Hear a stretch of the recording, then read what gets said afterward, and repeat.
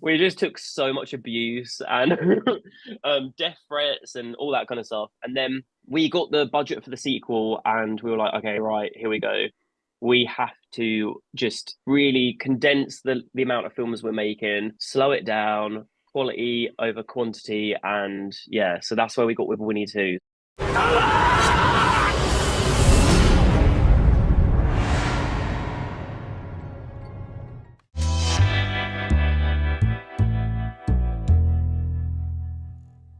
You've been involved as a producer since Blood and Honey. So, what was the process like for formulating this? Was it just looking at a list of properties that would enter the public domain, then realizing you can combine them? Just walk me through it a little. How I got to Winnie the Pooh 1, it's a weird little process. So people were like, I feel like honestly, a lot of people read into it, but to me, it was like I had this mission in my head to make 100 films by a certain age, because I was like, if I get in a room to pitch for like proper money, what's my unique selling point? I haven't done a film that went to Sundance, blah blah blah. So I was like, what's my unique selling point? So I was like, I'm gonna make 100 films.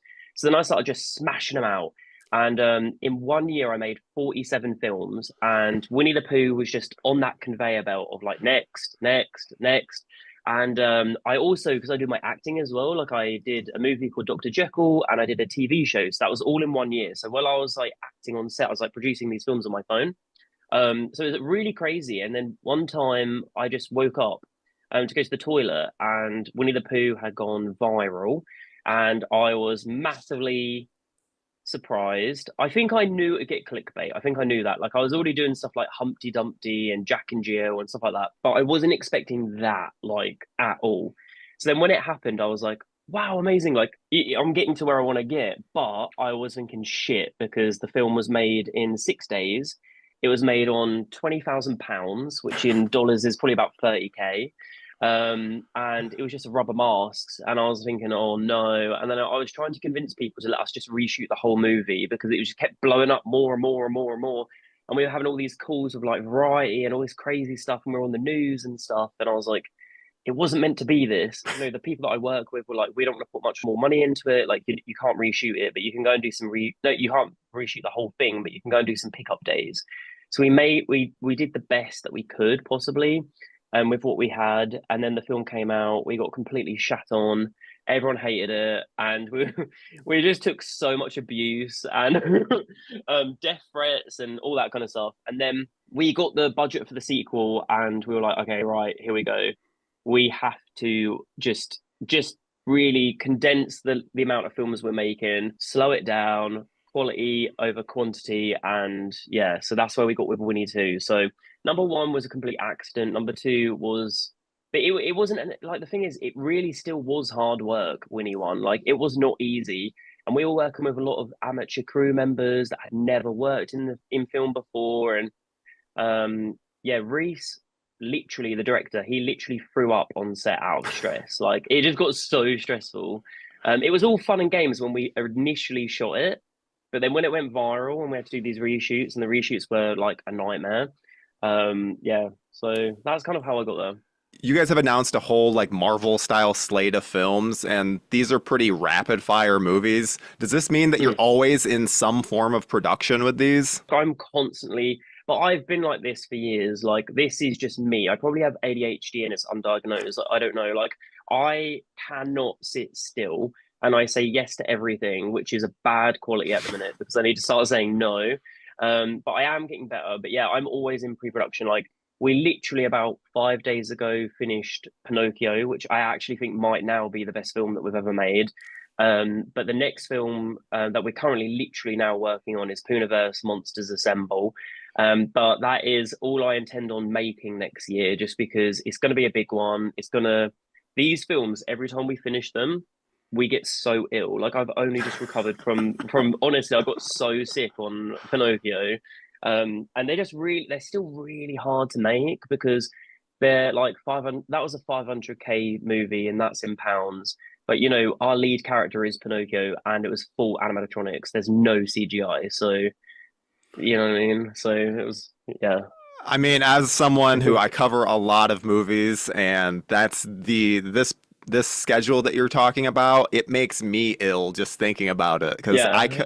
That's insane. That's so much stress. And how is it hard to keep Mm. things straight narratively? With the whole poo stuff, genuinely, it has been thought out now. Number one, it was a mess, and it was just like we actually had this whole darker version where like poo had people chained up, and like there was like poo babies in a cage and stuff, and ITM were like, "You're not doing that. We want hot girls in a cabin," and we were like, "Hot girls in the cabin." It was like it's easy to make, but it's Mhm. boring. It's not actually what we want to do. But we just kind of went, yeah, okay, cool, if it gets us money. But now we're very much like that's why you'll see every entry into this universe now. They're all going to be different, and it's going to be like what excites the filmmaker or what makes sense. Like with Peter Pan, is the most dark one out of all of them, but there is a purpose for that. When you get to Poohniverse, I need you to already feel a certain way about Peter Pan, because yeah, I'm not gonna have time to kind of like rehash everything, if you know what I mean. Hmm. So, yeah. Peter Pan, Neverland Nightmare, it does still feel rather standalone. I kind of went Mm, into it expecting there to be a whole lot of setup for the Poohniverse. Was there mm. any temptation to include like a Christopher Robin, Nick Fury style cameo in the post credits or anything like that? Like, I mean, there's little winks because, like, for example, I'm trying to think about what they are. So, for example, the mum in Peter Pan, she obviously I play Christopher Robin in Winnie 2, and the mum is my therapist in Winnie 2. That wasn't like something that we made up. Like, I'd acted with her in a TV show, and I thought she was really good. So then, when I put her in the therapist, I was like, I know it's like a shit small role, but like it's going to be better. You're going to come back in Peter Pan, and I think you're going to have a cool role. And I explained it to her, so she was like, "Yeah, I want to do it." So that was always set out, and obviously she's wearing the exact same blouse that she was wearing in Winnie the Pooh 2 in Peter Pan. So it kind of like hints that it's set the same day. And Hmm. then also the Wendy character, she works at a hairdresser's, and one of the girls at the hairdresser's says, "Oh, we're going to do a glamping event tonight. Do you want to come?" And thank God, like Wendy says no, because obviously that girl is the opening death in Winnie 2. So yeah, those little cameos made sense, but Christopher Robin, I didn't really like, honestly, like I don't even know why I said yeah to acting in Winnie 2 because like I'm not joking. Like I've only ever acted in one film I produced. Like the whole goal was always to like I'm going to produce the films, then one day I'll get a big budget, and then I can act in stuff and just make roles I want to do. But when we got to Winnie 2, Reese was like, I want to recast Christopher Robin and start again, blah, blah, blah.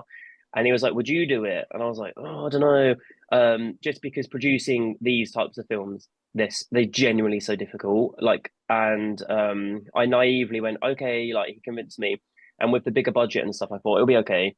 And then when we got to doing it, I was like, oh, well, this is exactly why I don't do these because 3 days before the film began, the costume designer and set designer pulled out. So I became the set designer and costume designer, as well as playing Christopher Robin on day one. So when you watch Winnie the Pooh 2, you'll see that I look haggard as hell and I look really tired. And that's because I had already got ill by day one from stress. So yeah. That is insane. Well, as someone that I was a little off with first Blood and It's Honey. I okay.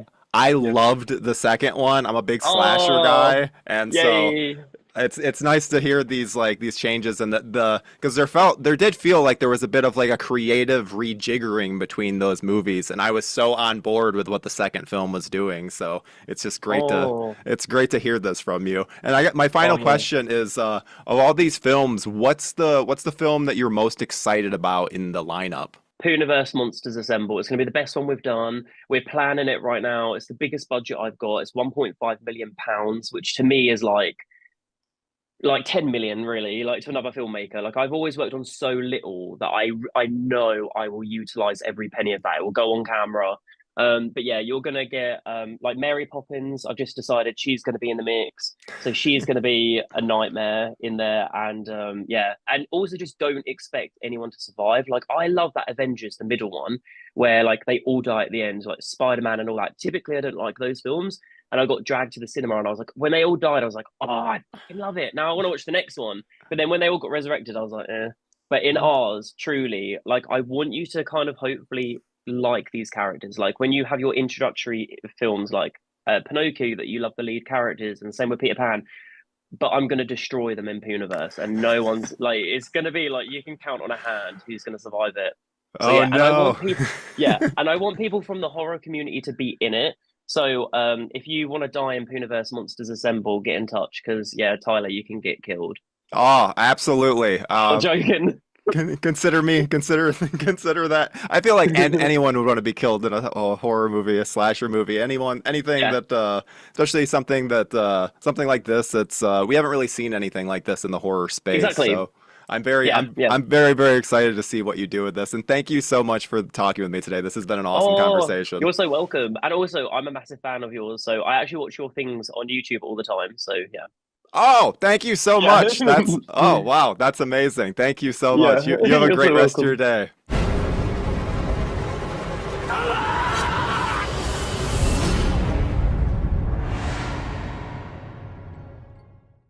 Thank you for clicking on our video, everybody. If you like what you saw here, please make sure you like the video and subscribe and share with your friends who like this sort of content. JoBlo remains an independent company, and we appreciate all of your support.